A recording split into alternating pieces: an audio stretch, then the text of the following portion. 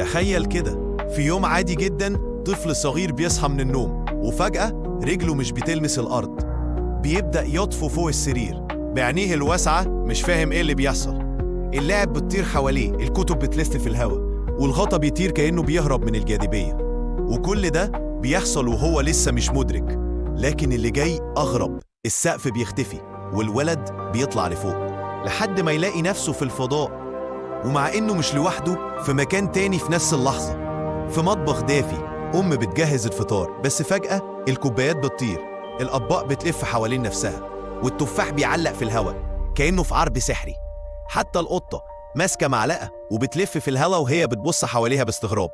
الأم بتحاول تلحق حاجة بس مفيش حاجة بتثبت. الدنيا كلها بقت فوضى. وبعدين في لحظة واحدة، بام، كل حاجة نزلت مرة تانية. المطبخ رجع طبيعي. لكن السؤال الحقيقي هو إيه اللي حصل؟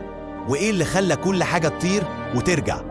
جه الوقت نكشف السر ونتعرف على أعظم قوة بتحكم حياتنا على كوكب الأرض، اسمها الجاذبية.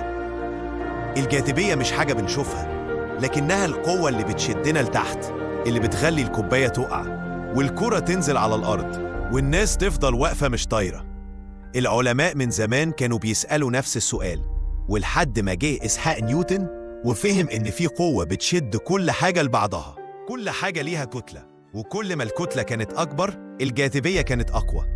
وعشان كده الأرض لأنها ضخمة بتشد كل حاجة ليها، من الناس للأشجار للبحر، وحتى القمر بيدور حواليها. الجاذبية مش بس على كوكبنا، دي موجودة في كل حتة في الكون، من الكواكب للنجوم وحتى الثقوب السوداء. تخيل بقى، من غيرها مفيش حاجة كانت هتثبت في مكانها، لا كوكب، لا بشر، ولا حتى انت كنت هتعرف تنام على سريرك.